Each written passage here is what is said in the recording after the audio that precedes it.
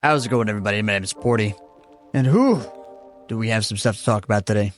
So for anybody that hasn't already seen the roadmap for year 10, a lot of great stuff, but also some stuff that's not so great, maybe a little concerning even, who knows, we'll see. And I will say really quick too, for anybody that has not seen the roadmap, here it is now. Pause the video to see, but we have a lot coming this year. Primarily a lot of licensed stuff and a few original things, but mostly licensed stuff this year. Don't get me wrong, I love me some licensed stuff, but it means not a lot of room for growth on the lore side of Dead by Daylight, which also kind of leads a little bit into kind of the negative of the roadmap. With the most recent tome, absolutely zero lore in regards to that tome. None. It was literally just the challenges. Normally when they release a new tome, there is a pretty decent amount of lore attached to that tome that further expands the original content of Dead by Daylight. With this tome, there was none. The part that becomes concerning is any reference to a tome or a rift, as far as the roadmap is concerned, has none of those lore aspects, is a little concerning. It makes it feel like they're not as invested in their own story and their own universe anymore, that all they care about is getting those licenses, milking the game for what it has left to offer. And don't get me wrong, I would rather have the quality of life updates over some lore.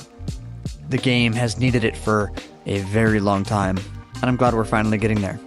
But year 10 kind of feels like we're sacrificing the identity of the game for the sake of just those licenses. Again, do not get me wrong, I love getting new licenses. I'm sure most, if not all of us, can agree. Usually licensed characters being added to the game is the more exciting time to be playing Dead by Daylight. At least for me, it feels that way. It just sucks to see that we're losing some other things in favor of just licensing. But yeah, again, back to the good. As far as the good stuff that we have coming, and we've got obviously Five Nights at Freddy's for the anniversary. More than likely a 2-survivor Walking Dead chapter with no killer. Weirdly, a lot of licensed cosmetic collabs. Like The Witcher, for instance. We're getting The Witcher. And possibly even Assassin's Creed later this year. I know there's a weird collaboration between Dead by Daylight and Assassin's Creed, where Assassin's Creed is getting stuff from Dead by Daylight.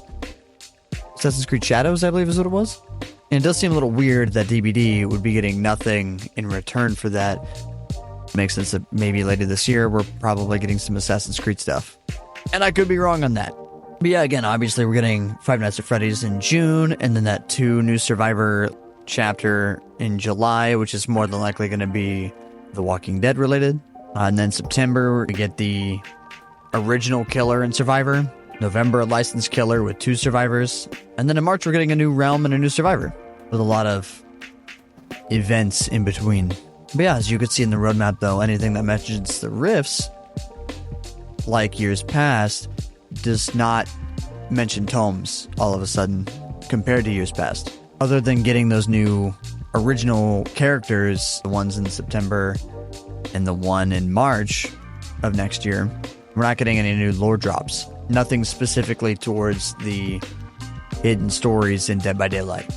I will say though, for year 10, there are a lot more positives than there are negatives, at least just based off of the roadmap and the things they discussed during the live stream from PAX.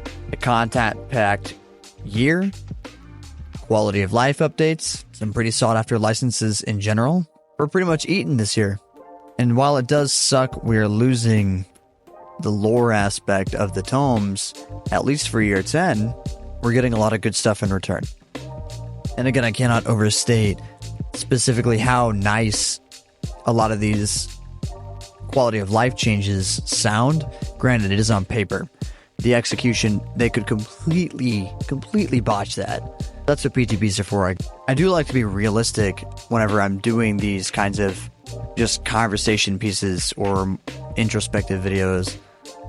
I like to be more realistic about it and not just go, oh heck yeah, license chapter. Oh hell yeah, insert behavior glaze here.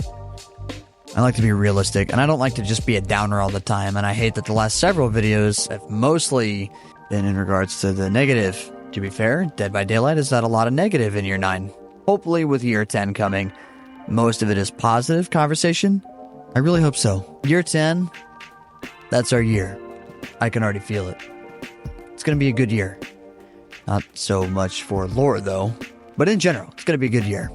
I know I also said in the last video that the uploads would be more consistent, and I normally used to upload bi-weekly, so twice a month.